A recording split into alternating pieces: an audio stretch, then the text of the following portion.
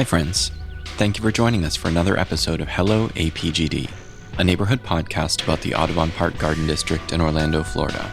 I'm your host, Michael Lothrop, and my guest today is Lily Heaton, freelance senior copywriter, cultural consultant, creative director, and dear friend who splits time between Amsterdam and Orlando. Be sure to follow the Instagram accounts Lily Wanderlust and lilyheaton.com to read her travel blog and see samples of her work. If you'd like to be a guest on the show, or if you'd like to be a sponsor, please feel free to message me on Instagram at HelloAPGDPod. Thank you for listening. Support for this episode comes from Neighbor Bread, a small batch sourdough home bakery made with excellence and integrity in Audubon Park. Visit neighborbreadorlando.com and sign up for the newsletter to get the latest on order scheduling and availability. With local delivery or pickup, it's as simple as that. No social media, just bread. This episode is also brought to you by Red Panda Noodle. Made fresh daily, these wheat-based Chinese-style noodles are pulled, sliced, and boiled to order. Find your favorite dish by following them on Facebook and Instagram at Red Panda Noodle, plus check out their website at redpandanoodle.com for the latest on food truck pop-up dates and other news.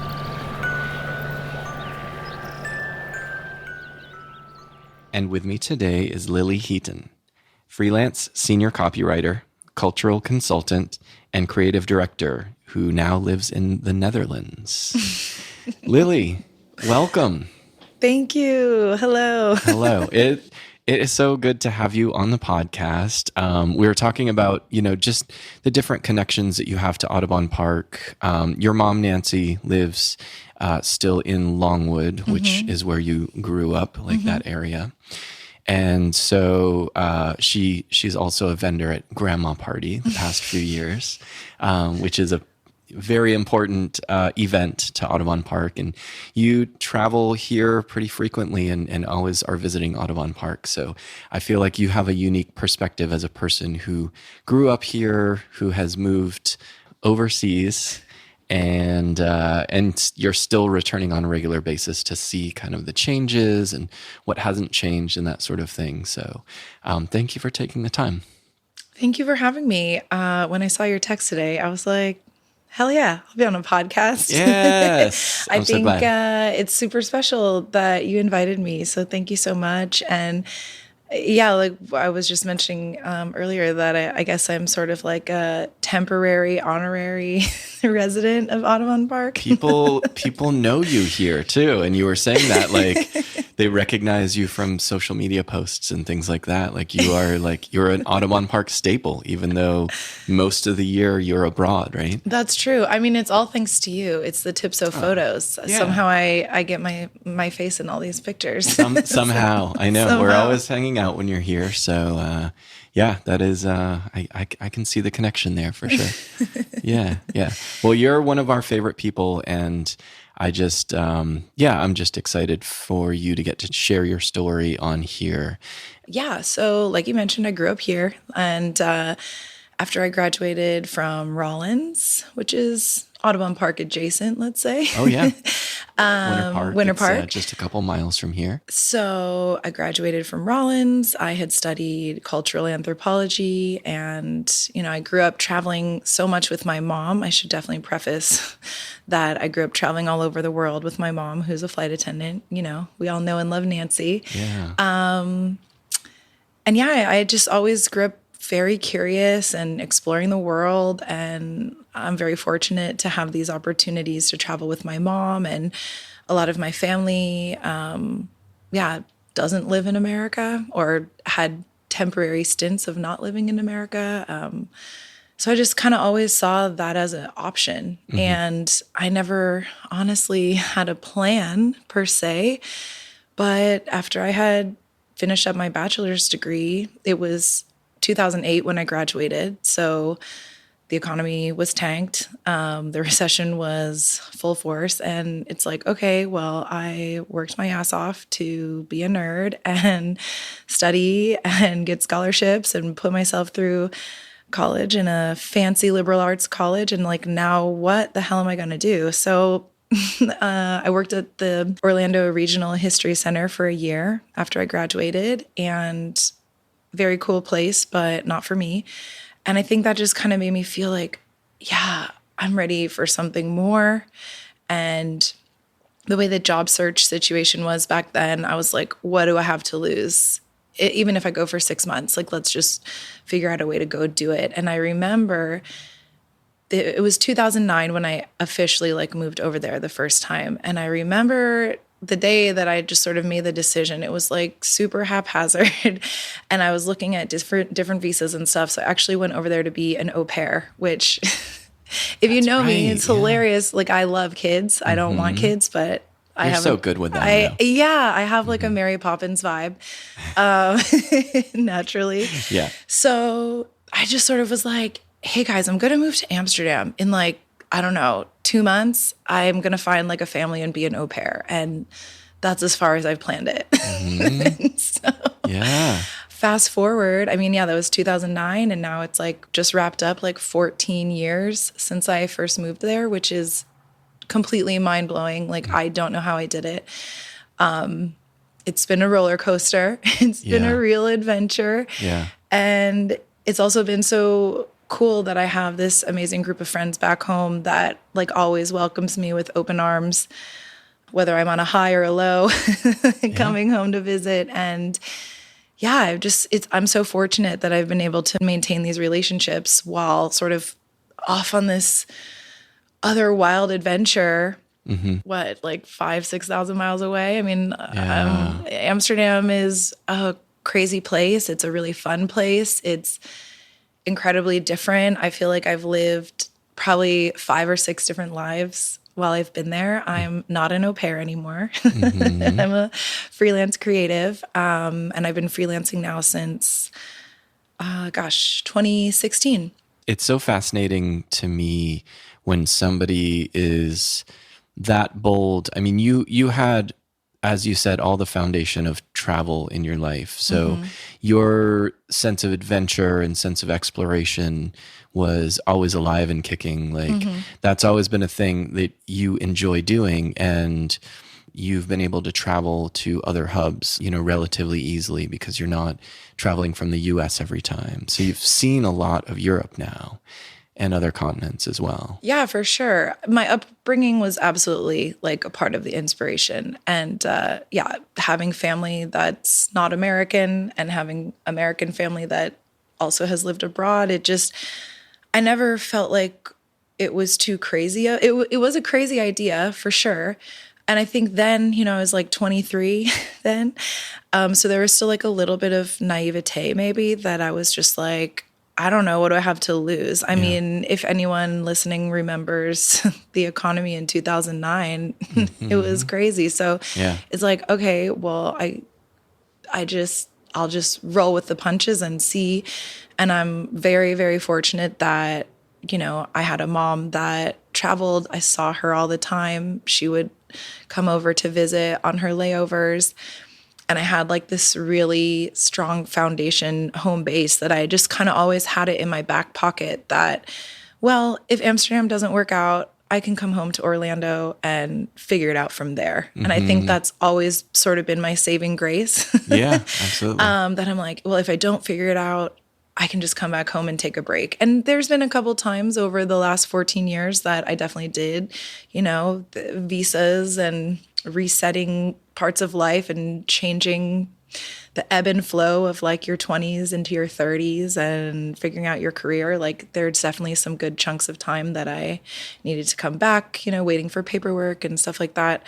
And I was just so lucky that I had like this little cradle here in Orlando where I was able to maintain and nurture these incredible friendships. And we've all sort of we've all grown up over the last 14, 15 years, right? But it's like somehow I stayed in the mix. I stayed growing with Orlando in a way. But on the other hand, I also grew up with Amsterdam, and Amsterdam itself has changed so much over the years. It's really wild. Yeah, so I feel incredibly grateful, and I feel so lucky that every time I come home, I'm almost thrown into this weird emotional vortex of why did I leave? I have the best friends here, and I have such a stable foundation here. But then it's I know that there's more for me out there, and I want to go see this through, or I want to try that, after the au pair gig, then I stayed, and that's kind of how I got into writing. I got a job as an intern at Time Out Amsterdam, actually while I was au pair. So I was starting to write travel and entertainment, cultural articles. And that was sort of my first bylines in like a bigger publication. And then from there, I was just like, oh, I wonder if I could do this. I wonder if I could do that. And for sure, I won't sugarcoat it. It wasn't easy. There's been a lot of tears, a lot of heartache, but a lot of laughs and a lot of cool people and a lot of adventures along the way. And I sort of I think I got into Amsterdam in a point where the city was just starting to take off in a bigger way for like internationals. And I just got lucky that I was a great writer and a great networker and a hard worker. And I just forged my way. Now I think the market, especially for English writers or creatives, is way more saturated. Amsterdam has grown immensely in the last decade.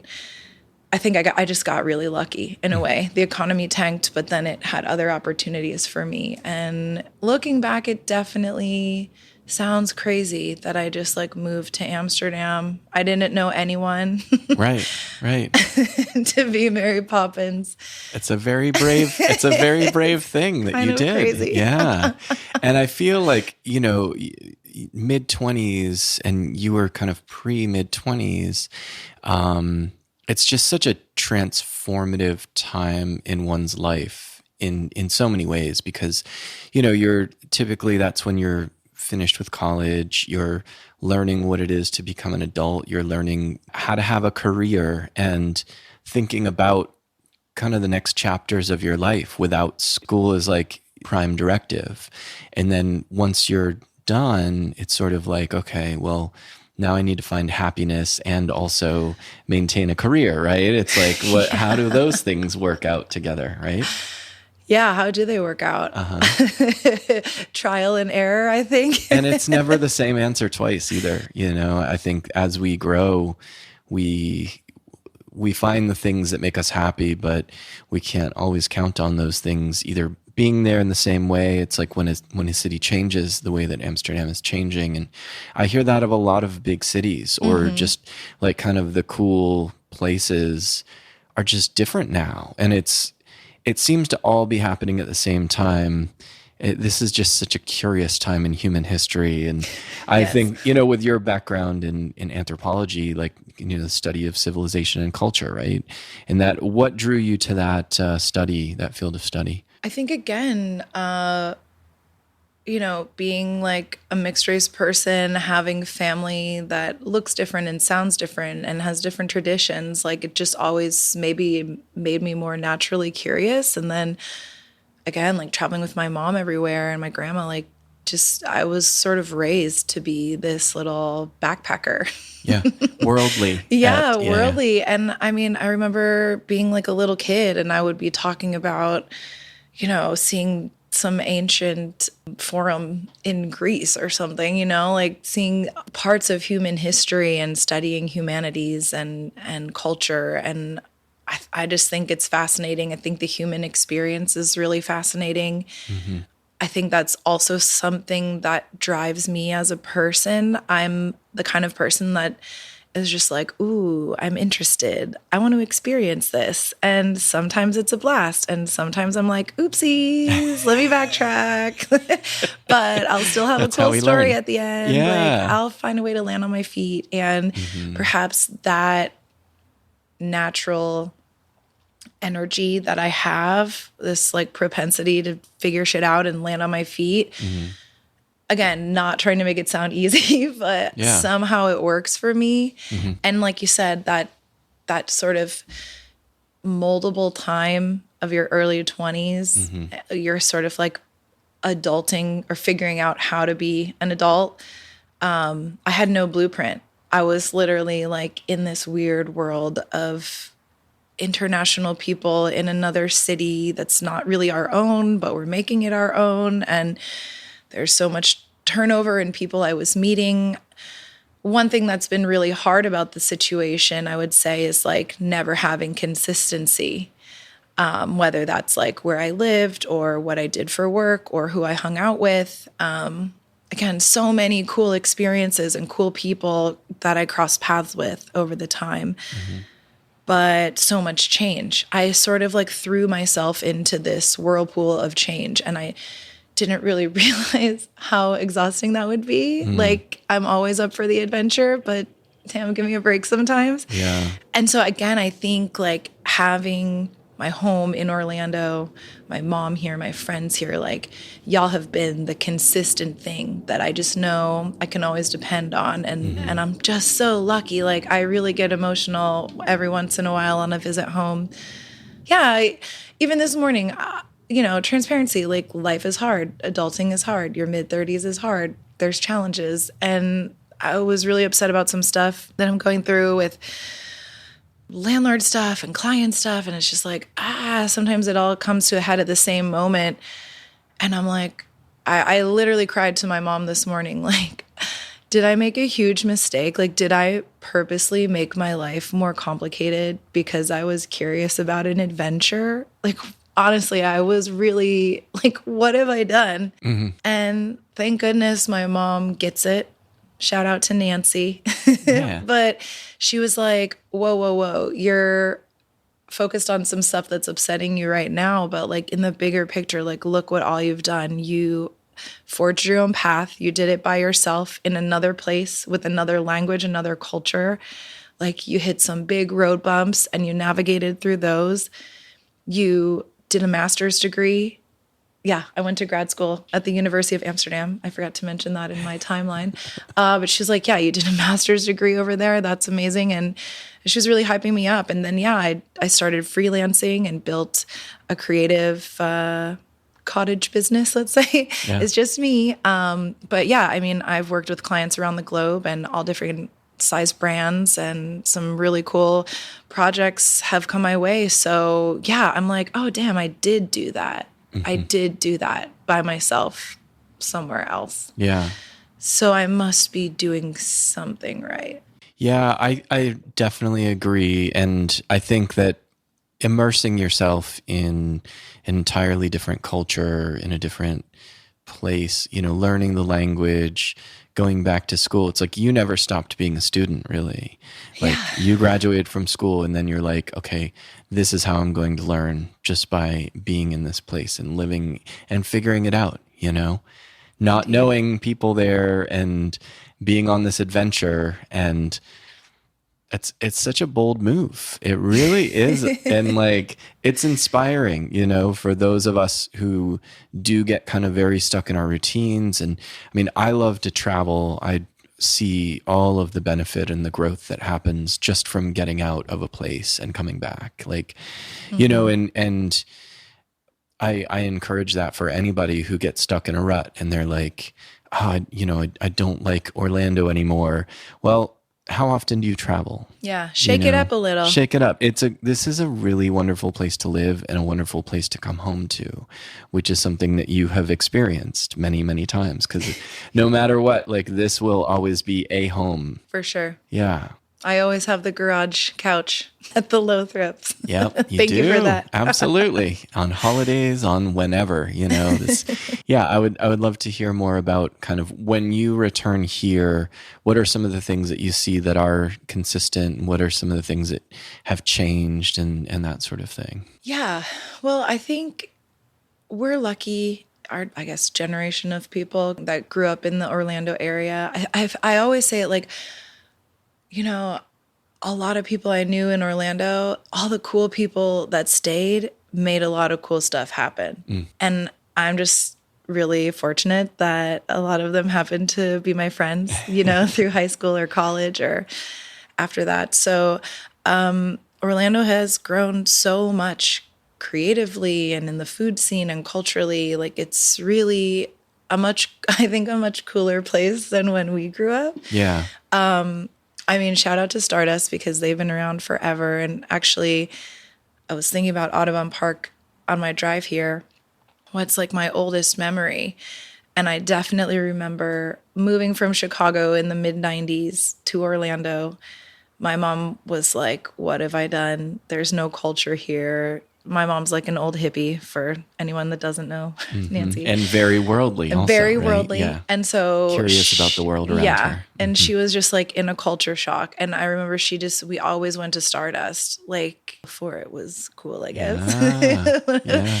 I mean, it was always cool, but it wasn't always a hangout, right? Yeah, it wasn't always just like a video store hip at one spot. time. Exactly. And I remember being a kid, we would go down, and we would pick out some VHS tapes to watch in our VHS player. Yeah. And, they had all those old recycled doors and the Velcro VHS tapes. Which are now the tables in there. Right, too. exactly. Yeah. And so I distinctively remember going down there with my mom.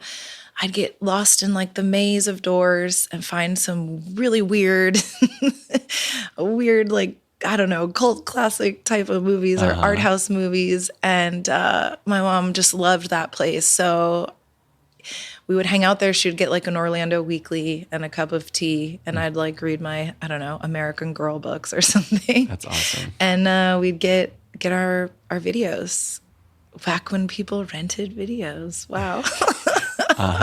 It was quite some time ago. That was quite some time. That's like 30 years ago, I think, right? Yeah, it must be. I mean, I'm really dating myself on this podcast. I mean, we still hang on to our youthful spirit, though, which is important, you know. I think we really do. Yeah. Yeah.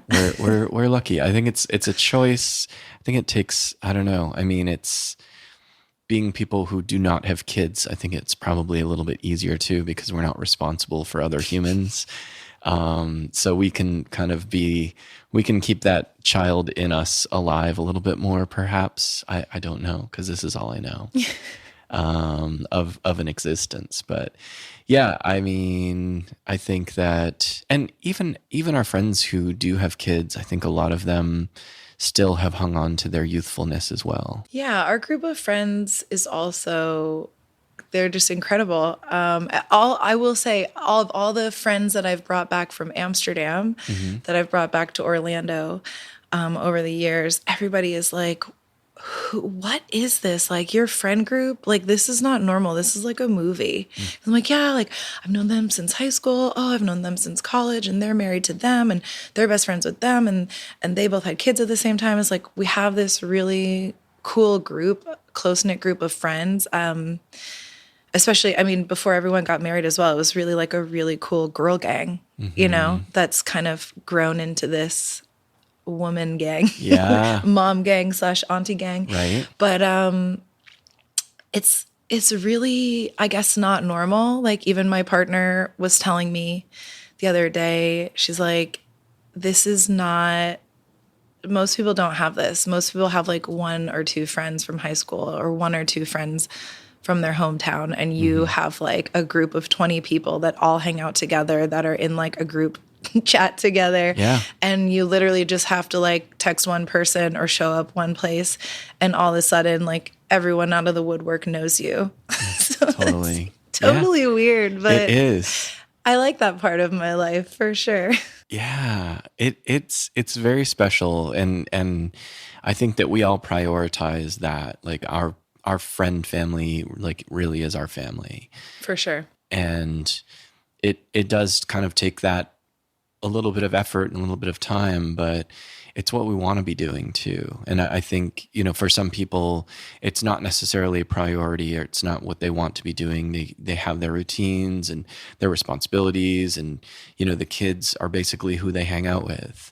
And that's totally fine. That's totally a choice, but it's just a different choice, you know? Yeah. And when you've had friendships that span for decades, you grow together. Doesn't mean you're always on the same parallel path, or, you know, the same trajectory. Like, things grow and shift, and we're all shaped by our experiences and in different ways. But it's really cool to have people that you've known for so long. Like, I've watched everyone in our group grow and change, and you guys have definitely watched me grow and change. And just all of those things of life that unfold, Yeah. whether that's building your career, going to school, or getting married, getting divorced, having kids, just the whole broad spectrum of, like we said, the human experience. It's just really cool to have people that it's like, I knew Tipso before he was the host of this podcast, long before. Right? Even before I met Gabby, we met each other. Yeah. Actually, that is a great story, and I think that's full circle. We should tell it. So, yeah. Okay, where do we even begin? I think, how did I even have this like premonition? So, okay, we're friends for 15 years, longer maybe, but Longer, I think we've been pretty close the last 15 years, let's say. Oh, yeah. But probably 20 years ago, something like that. I was around 20, 21 because I was in college down the street at Rollins. And another hometown friend was back in town from FSU. And she's like, yeah, let's go to this party. There's a house party.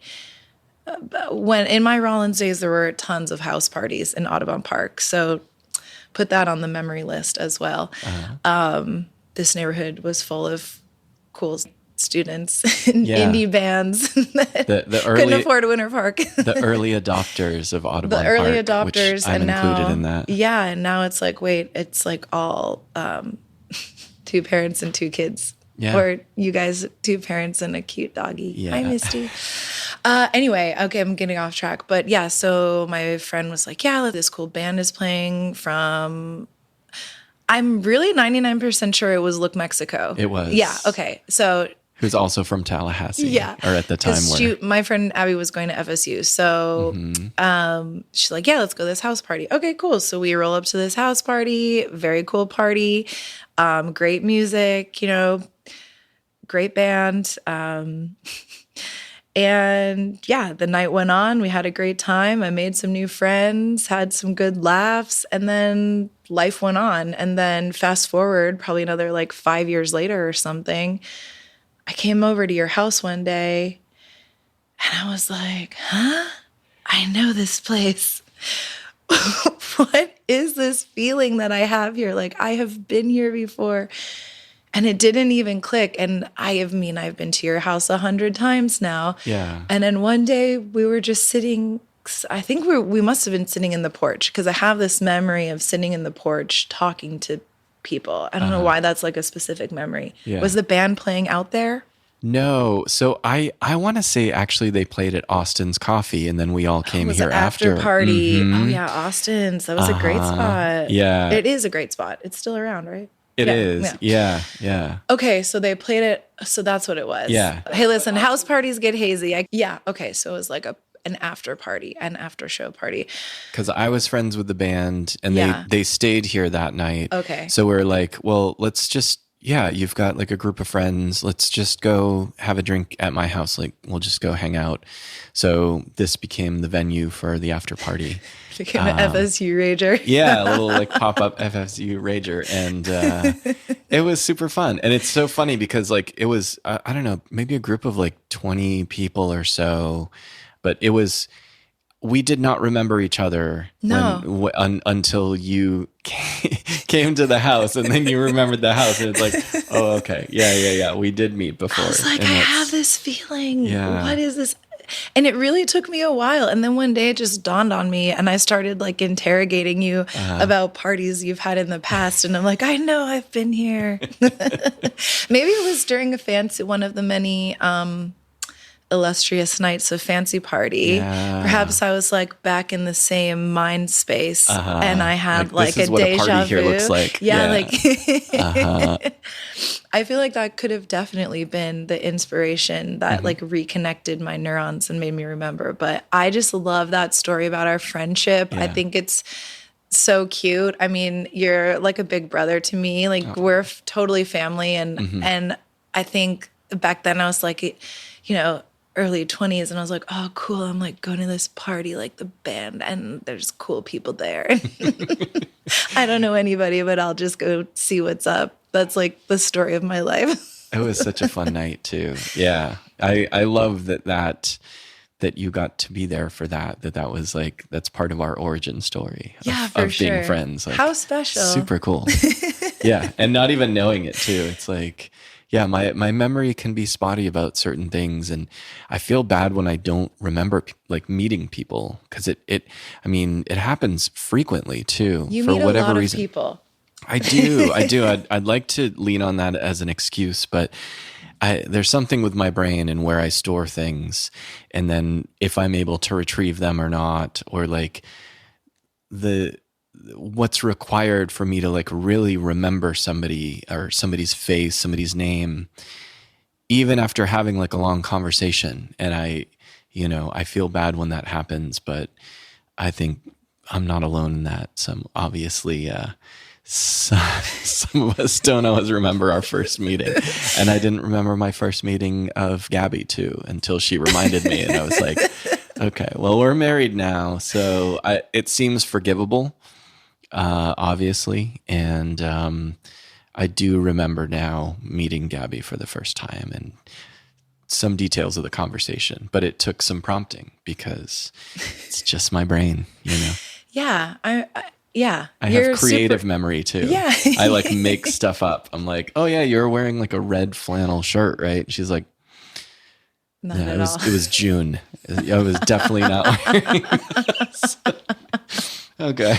It's more like the seed of friendship is planted, and it takes a minute to grow. Maybe that's part of what it is. I had a friend who is a therapist, and she told me that you're a person who's very present in the moment. So when you're taken outside of that moment, like in a future time, it may be hard to recall it because like it's just happening and it's an immediate thing.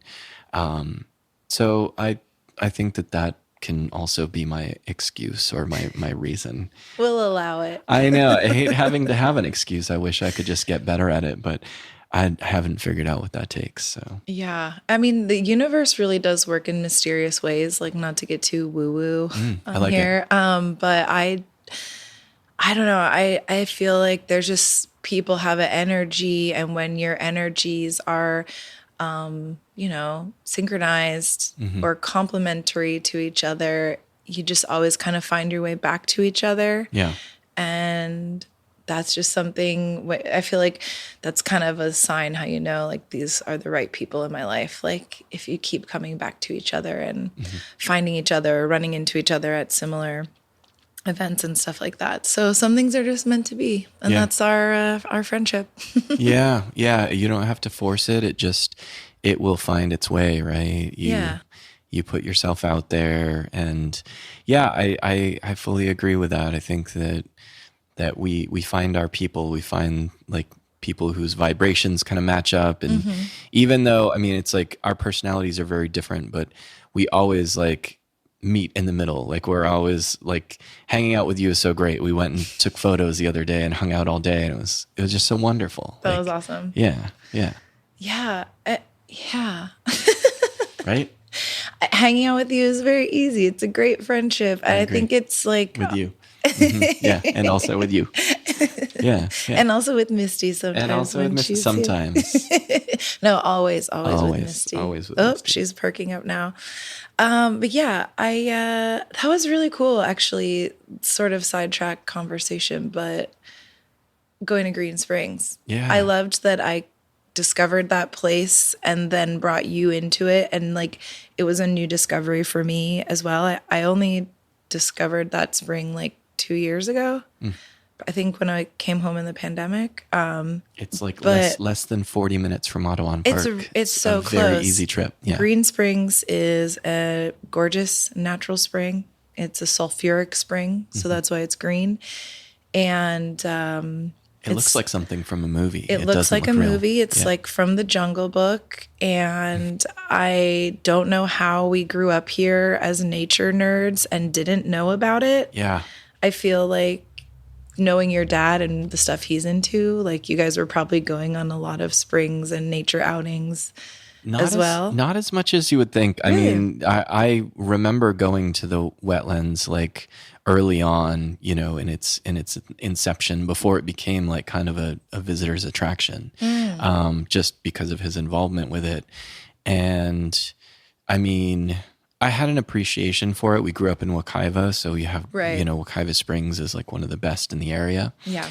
And so venturing out, it was like Blue Springs was always kind of the one to go to, and you see manatees there. But Another favorite. I mean, it's magical. You just went there as well. I did 1 week ago. Yeah, yeah. How many manatees were there? That day, I think it was 664 Wow. or something like that. Yeah. I We was got hoping you would say lucky. 666. I was but- hoping that too. Yeah, Actually, I was yeah, like, are you sure you didn't forget one? One or two? Yeah, and I was like pretty hungover after our karaoke night. Oh, yeah. Those That was sneaky so fun. cocktails. Yeah. At And Kaya. At Kaya, which was a really fun night. And I got to get to know a couple other gals, local gals, and that was fun. But yeah, in the morning, my mom was like, yeah, let's go to Blue Springs. And I was like, what? What? I thought last night was the adventure. But off we went, and I thought, okay, if there's a line, then we can just turn around and go to Green Springs instead. So if you live in the Central Florida area or you're visiting and you love nature stuff like we do, then you've got to check out Green Springs and go say hi to the little baby alligator that may or may not be a different alligator year to year. There is legend that they swap out the alligator so it stays about the same size. So as they grow up, maybe there's like a smaller one that they put in there.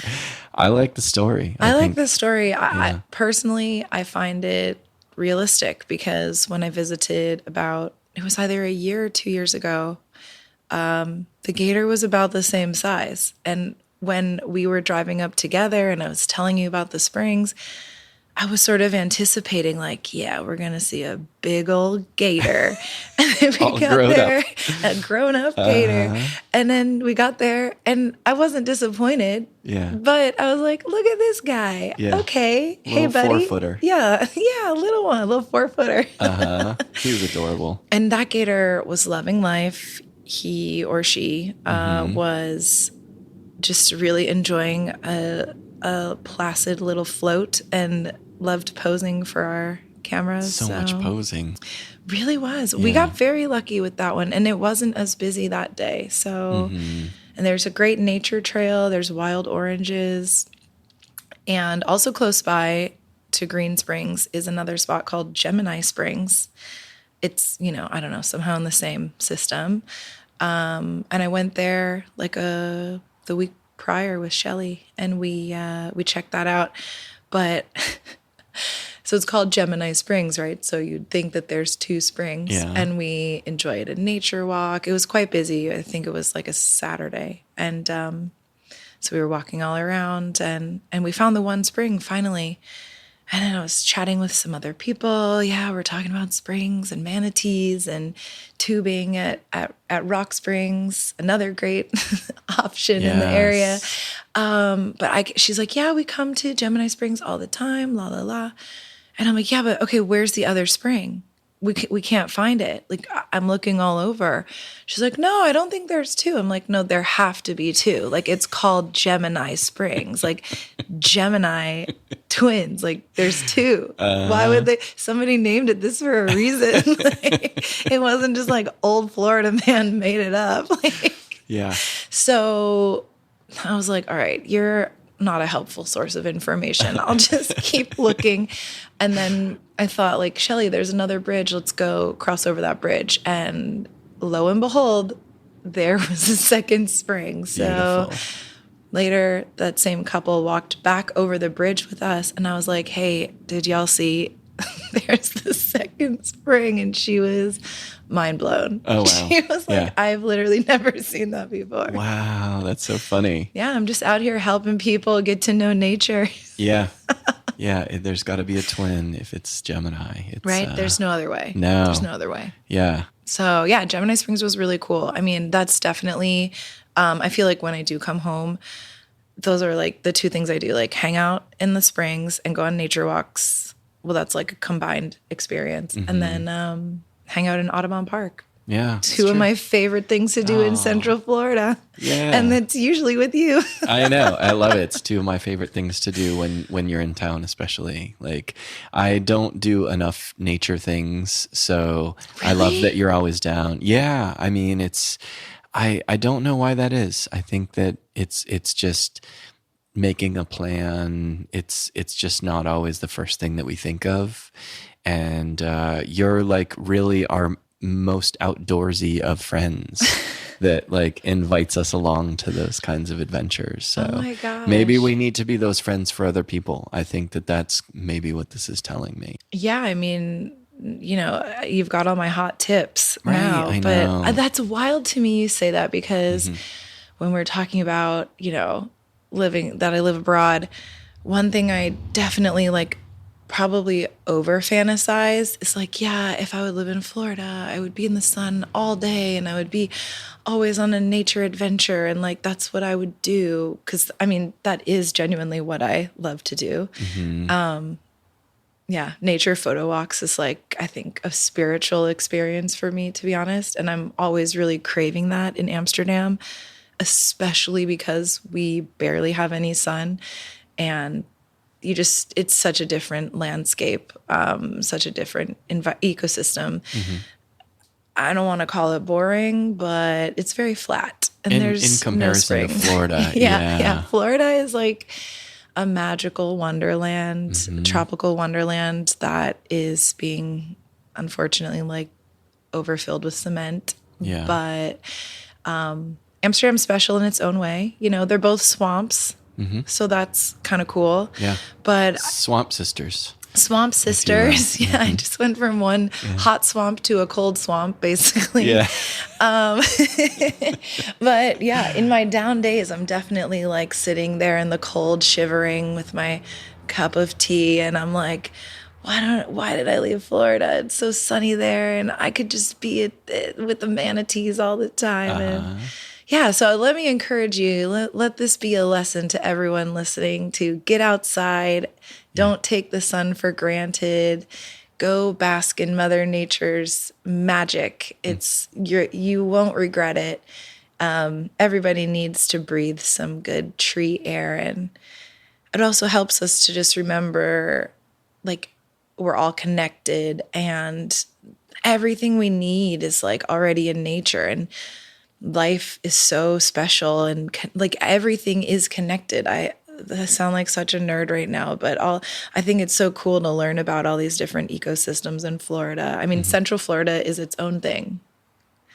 Southern Florida is its own thing, right? Yeah. Like they're quite different. So yeah, go outside, be in nature. And even if you don't want to go, do it for me. Because I promise I'm sitting in the cold, hiding from the rain. Right. When you're There's no not visiting here. Yeah. And I'm glad that you are visiting here right now, because this is not a great time to be in Amsterdam. Right? It's snowing over there. Yeah. But when it's January, so that's expected. I will say, like, there's been a lot of clouds over here, but I do appreciate, I don't mind the cold. It's the gray for me. When you just have gray for like 9 months of the year, I think I'm a sunshine person, literally and figuratively, I think. So I really need that. And I'm just like a tropical spirit person. I love to be in the sun.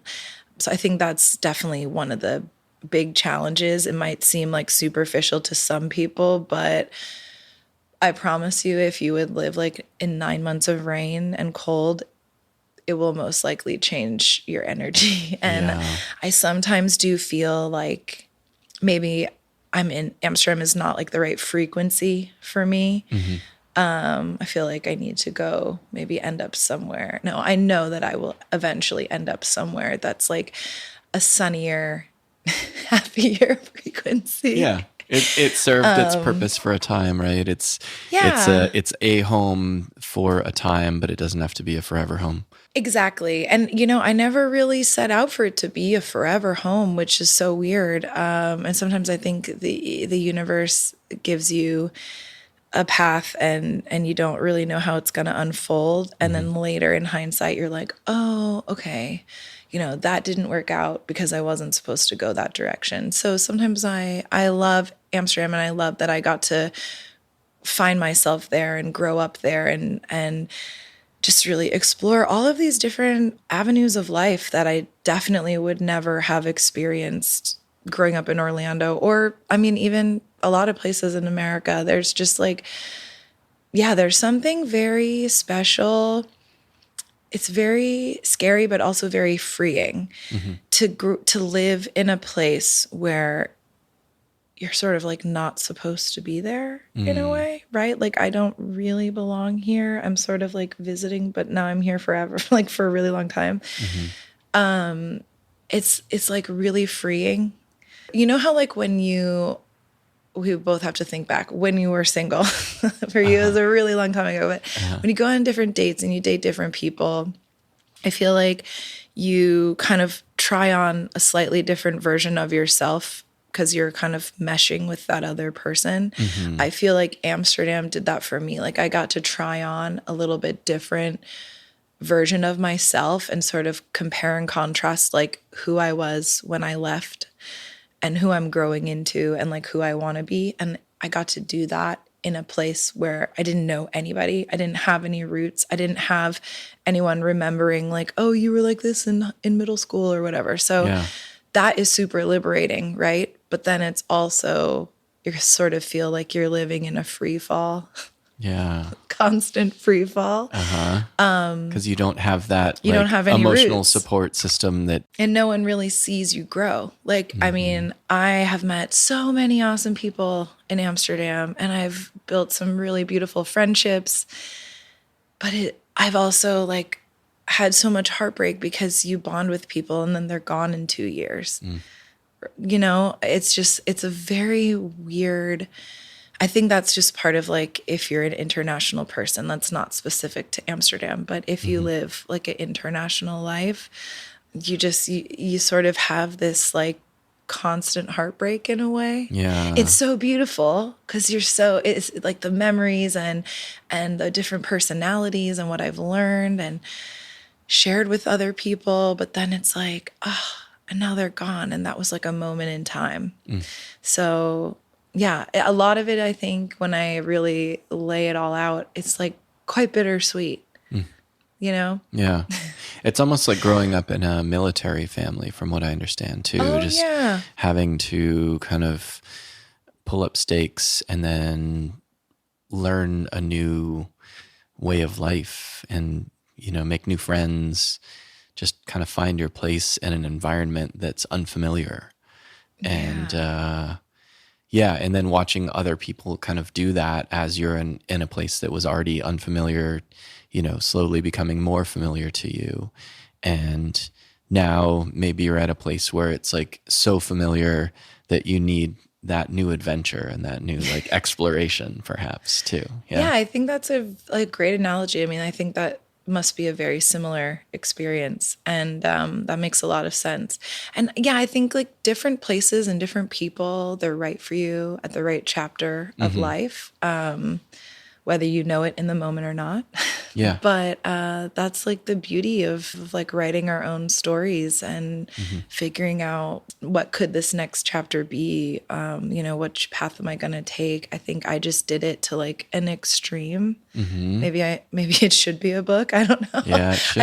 I think just going over all the wild stories and that could be its own podcast on its own. But I think when I compare the two places, like they're so different and my lives here are so different. And the thing that I find really magical is when I get to blend the two, when I get to have my Florida friends come see me over there, or someone is passing through, Amsterdam's a big hub, so people will pass through for a couple of days.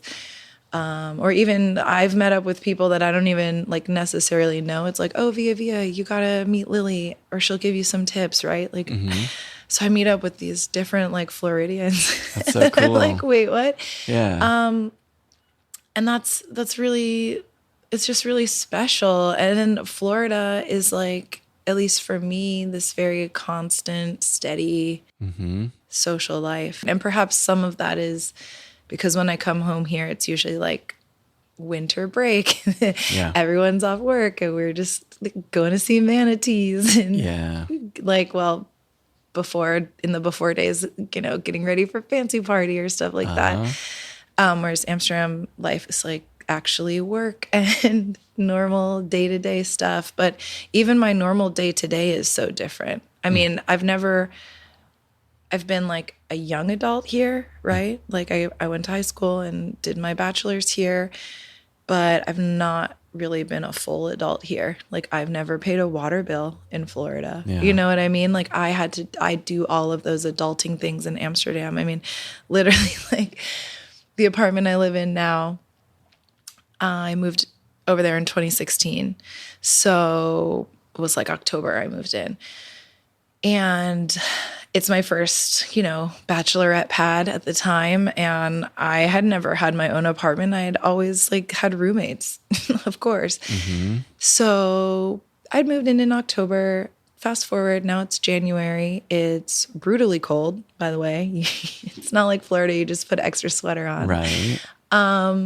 And I got this like crazy email. I was co-working with a couple other freelance gals, and they happened to be Dutch, thankfully, in the moment, because I got this crazy email that was like, they're like, Lily, you never turned your gas on. Like, you don't have a gas contract. You're just like running off the grid, which I guess you're not supposed to do. Oh. And I had no idea. I mean, this must sound so silly, but it was my first apartment fully on my own. I was like in another country, you know what I mean? I knew I was supposed to pay these bills, but I didn't really know like where you're supposed to turn it on. So it was like a pretty angry letter. Oh, wow. You know, I'd been doing this for like 3 months at that point, and I was terrified. I was like, what do I do? And thankfully, there's some really cool Dutch people that I've befriended who have helped walk me through like a lot of these little adulting moments. I mean, that I really did feel kind of stupid in hindsight, but honestly, I just had no idea, right? Like they give you, I had to do all the contracts and they give you a key, and I got the Wi-Fi turned on. I knew I needed a bill for that, but like the water just goes on and the city sends you a bill. I didn't know. Yeah. I had to sign up for like an electricity contract. I mean, that's a different concept, right? I mean, yeah, if it's on, it's on. And then right? Yeah, I wouldn't have thought about that either. There's a lot of places here where if you're renting, the utilities are included. So it doesn't even, so that's a learning opportunity. One of my many learning opportunities along the way. I can't believe that story. But I will say successfully, I've always paid my gas bill on time. So since that moment, I've put it on direct deposit and we're good to go. Yeah. But yeah, that's like one of the things that I think also maybe is unique to my experience, because I really did just kind of free fall my international life. Like a lot of people, I would say most people that move abroad, whether it's temporarily or long term, like you're going for something. You're going for school or work or a partner. Like you have a base and something is really guiding you there. And you have probably a community of someone looking out for you, right? Like if a job moves you there, that's really the golden ticket. People ask me all the time, like, I want to move abroad. How do I do it? I'm like, get a job to move you. Yeah. And you'll cry half as much as I have. Right. Only half though. Yeah. Only half. Yeah. But I don't know why. I did it this way because I didn't know there was another way. I didn't have an Auntie Lils to give me the tips, the inside scoop of living abroad. And I just kept like free falling and like seeing what stuck, I guess, throwing ideas out and seeing what sticks. Like I just honestly made it up, and I'm just lucky to be, I guess, pretty smart and pretty groovy that I somehow pulled it together. And yeah, like I said, I mean, really, I have some very cool local friends that for sure helped me sort stuff out. And now I have an amazing partner that knows the ropes. So there's still little things where I'm like, oopsies, I didn't know.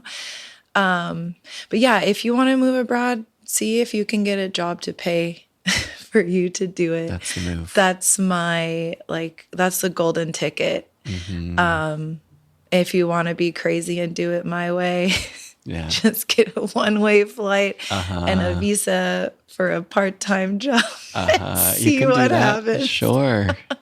Well, and obviously, as we talked about too, with your mom working for the airline industry, you got to fly like standby. And so you were able to make trips back kind of inexpensively and a lot easier than other people might be able to. So that made it feel a little safer and a little bit, you kept your sanity because you were able to come back and like regroup here when you needed to and that sort of thing. Yeah. Yeah, 100%. And I mean, for a long time, flying to Amsterdam was like my mom's job, literally. So I would see her like every Thursday.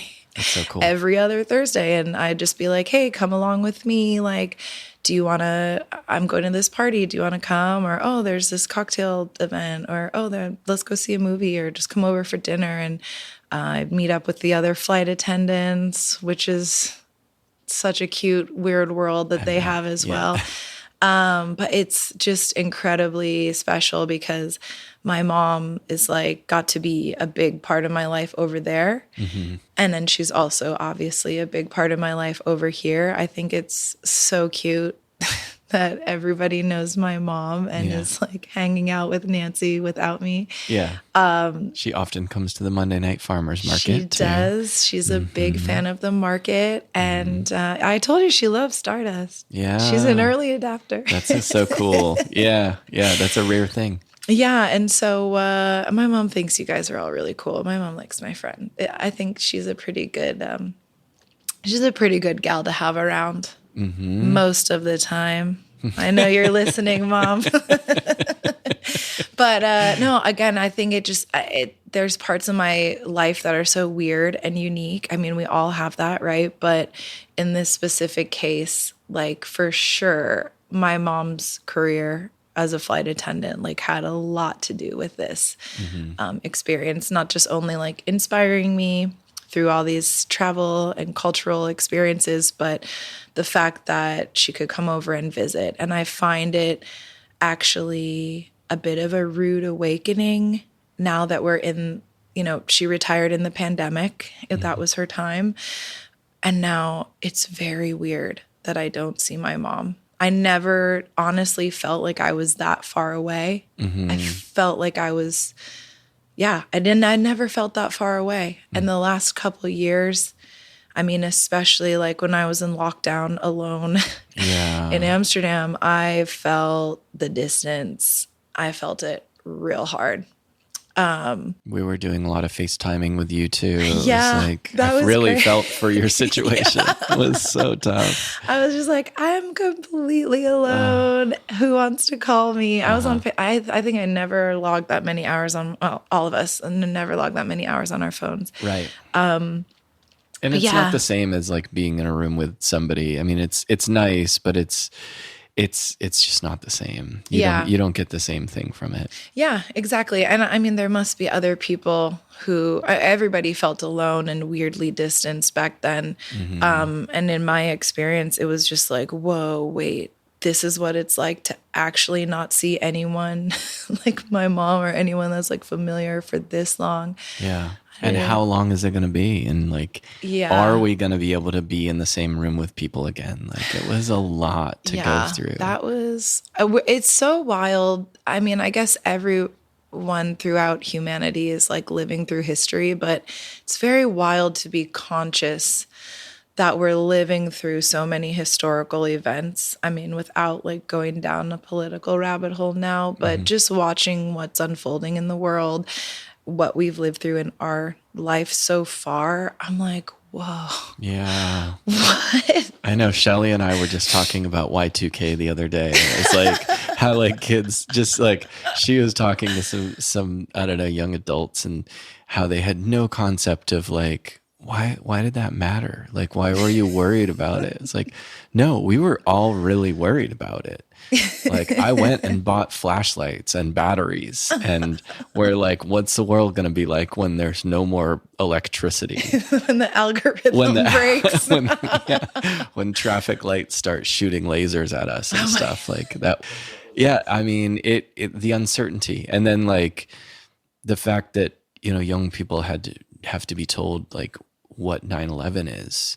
Oh, that's wild. I mean, just the concept of that, of like, oh, you don't just like, you didn't live through that, so you don't know. Well, here's what happened. It changed everything, and it was horrific in every aspect. And like, you go to Manhattan now and you wouldn't necessarily know. I mean, there's the memorial, right, which is breathtaking, and just, you can't even picture it, like, if you didn't live through it.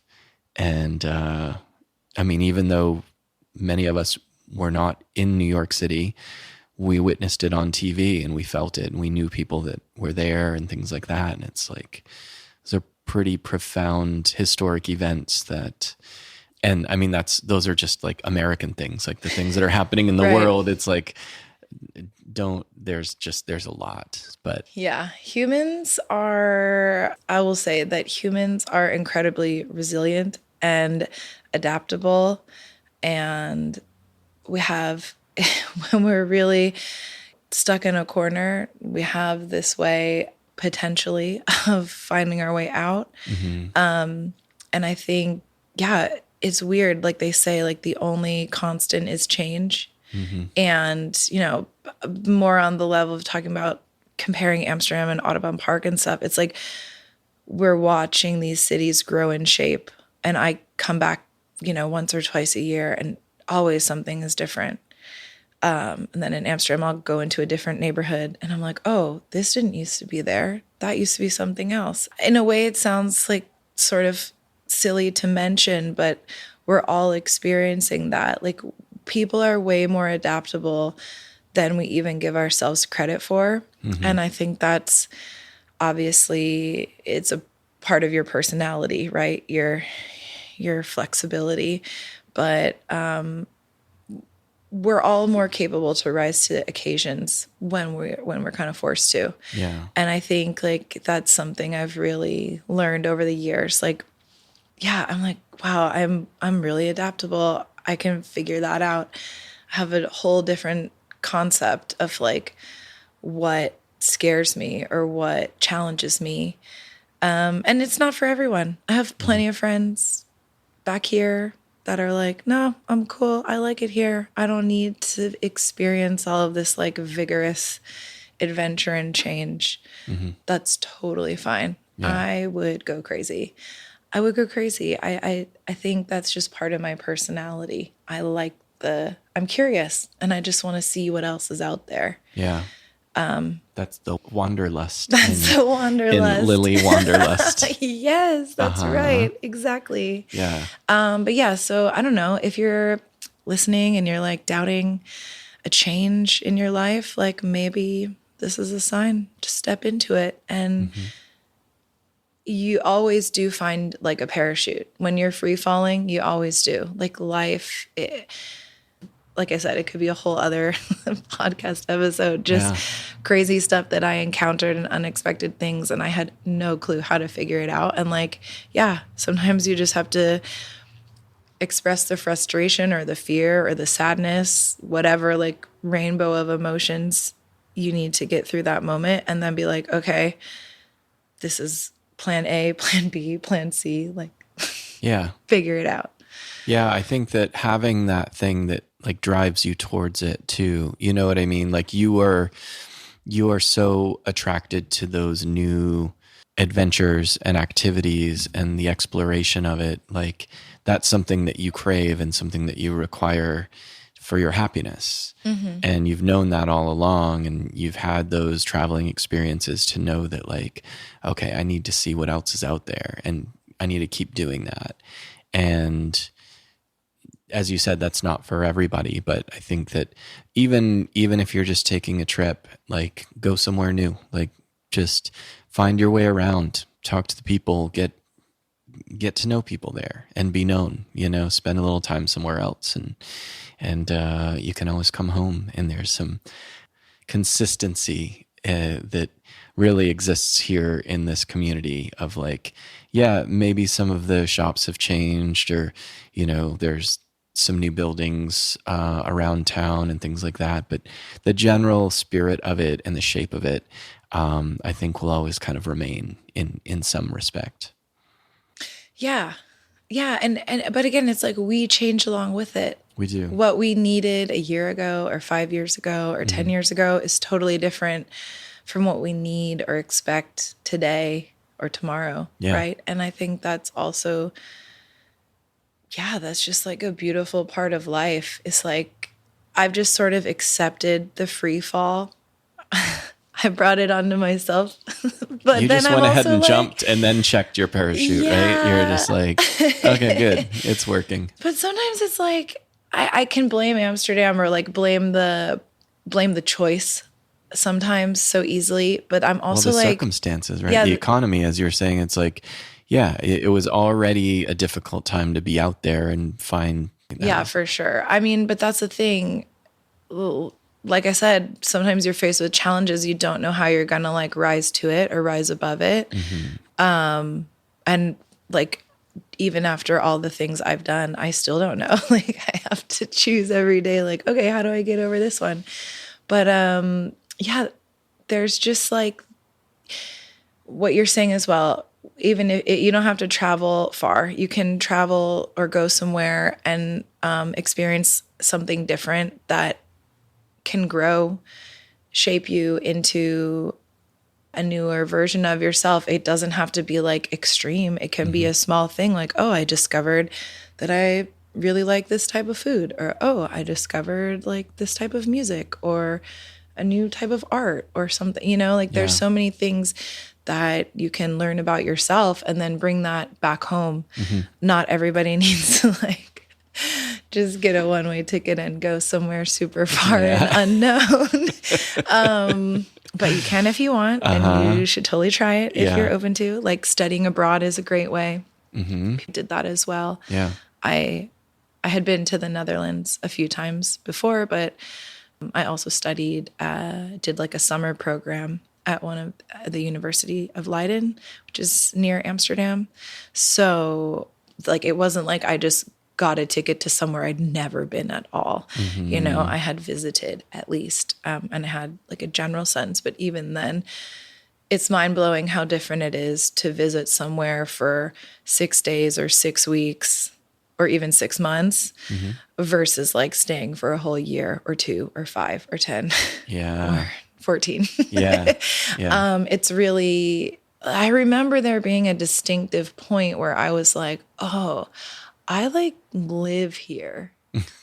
And I remember there's points along my journey where I'm like, oh yeah, okay, like this is my life. Like this was, I'm not just visiting anymore. No, exactly. Like I'm not in Kansas anymore. But yeah, I was like, wait, oh yeah, like this is my life. Like this is my life. And then I remember being at Stardust, as one does, and chatting with people, and someone introduced me to someone new, and they said like, hey, this is Lily, my friend from Amsterdam. And I was like, what? I'm from here. What do you mean? Like, I'm from here. They're like, yeah, but you don't even like live here anymore. And I was like, who am I? Like, I'm not from Amsterdam. Like, I'm from Florida. I mean, because so much of my life in Amsterdam is introducing myself as I'm Lily. Oh, I'm the American gal. Oh, I'm the writer from Florida. Like, that your identity is so tied to here over there. So much. And now over here, it's like, it's tied to there. Yeah. And I was like, wait, what? And they're like, yeah, you don't even live here anymore. I was like, well, maybe technically. Like, how many years in was that you like kind of put that together? I feel like this only happened this was like probably 3 or 4 years ago. I think that that it happened. So you were there like nearly a decade before you Yeah, like people committed to the idea. Yeah, for sure. Like I always was like, this is a 1-year thing. I mean, I had all of these different Was it chapters. during the pandemic? No, it was definitely okay. before that. Okay, It was, okay. I think it was probably like around the time that I like got my own apartment and then Yeah. things are like in my name. I mean, I have a landlord.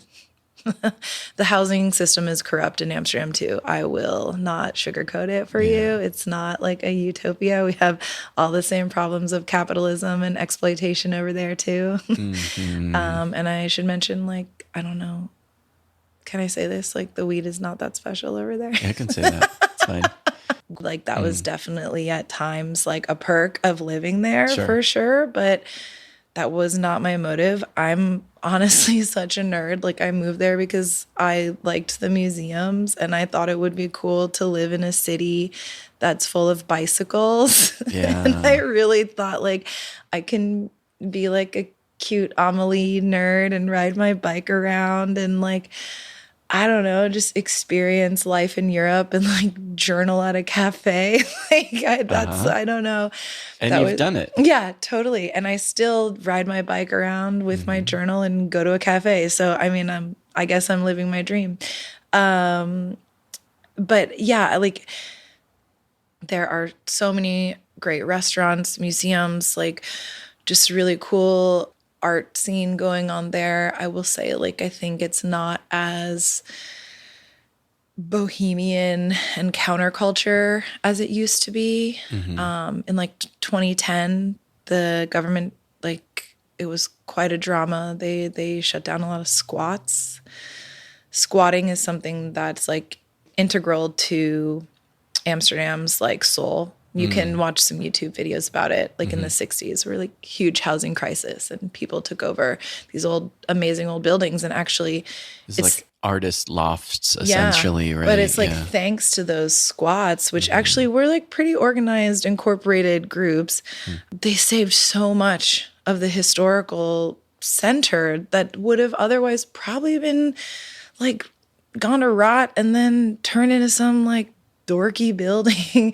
Like, so like we see that in the States, especially, right? Like in Orlando, that's a great example. There are tons of like cute bungalows and cute little downtown, historic downtown areas, right? And so often, because the way the system is, like things just get dilapidated, and instead of saying like, oh, let's keep it cute and historical, they just knock it down and put in a strip mall or put in some like ugly cement building. And it's like, why would you want a strip mall if you could have like Winter Park, like, or Audubon Park? Like, why would you? I think like, why would you want to do that? And now like Audubon Park is a great example. Like the strip malls here have become all these really cool, independent, unique businesses, bakeries, vintage stores and breweries, like all of this stuff. That was like red light their building was like what, an air conditioning store or something, like and now it's this awesome community of beer and food and creativity and laughter and joy and memories for so many people. And now like our generation is making stuff cute again. Yeah, it's true.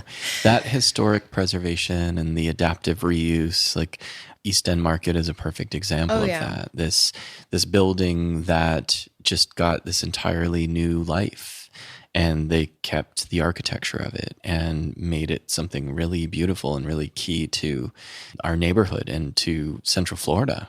I mean, it's influenced the opening of other food halls and markets, and it really kind of set the standard in a lot of ways.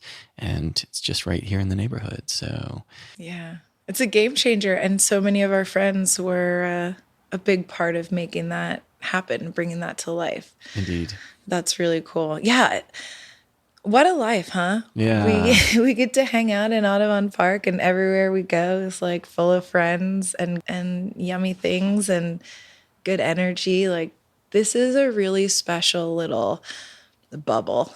It is. It's this magical bubble. Yeah, it's a bubble that invites everybody who wants to be part of it. It's like there's room for everybody. And we love it. It just it inspired this podcast. I felt like it needed to be talked about a little bit more and people need to know more about it. So, Lily, thank you for sharing your story and for taking the time to talk to me today.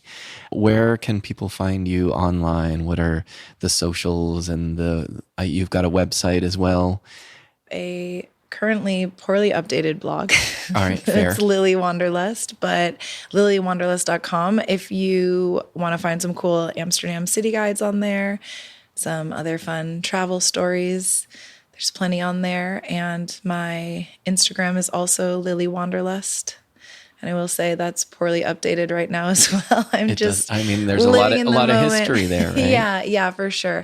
But I feel like it's always like an unspoken rule that if you have questions about Amsterdam or traveling, people will send you my way. So we can extend that to our Audubon Park Garden District listeners. Totally. Always happy to give tips. And I have some fun Amsterdam articles coming out soon, one on Lonely Planet and another book in the Froder's Travel Guide to Amsterdam. So I should get back on my blog and share some fun stories. Maybe get that Green Springs one published. That would be fun. Yeah. But yeah, I can't wait to see your photos too. Yeah, we'll do that after this. But feel free to find me if you're so inclined. And thank you so much, Tipso, for having me. This was really fun to sit around and chat with you. I feel like we should just put a microphone in the car next time we go on a nature adventure. I know. See how it goes. It's always so wonderful. I'm glad we took the time to do this. Yeah, thank you for having me over. Just another memory for our extensive memory book. I love it. Yeah. Well, we'll see you around the neighborhood. Sounds good. See you.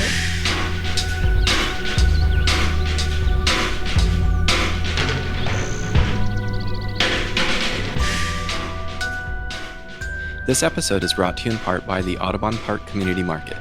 Join us every Monday from 5 to 8 p.m. rain or shine in the parking lot of Stardust Video and Coffee. Located at 1842 East Winter Park Road, this weekly gathering of makers, farmers, gardeners, fishmongers, ranchers, craftsmen, artisans, entrepreneurs, neighbors, and friends brings the very best of Central Florida to you every week.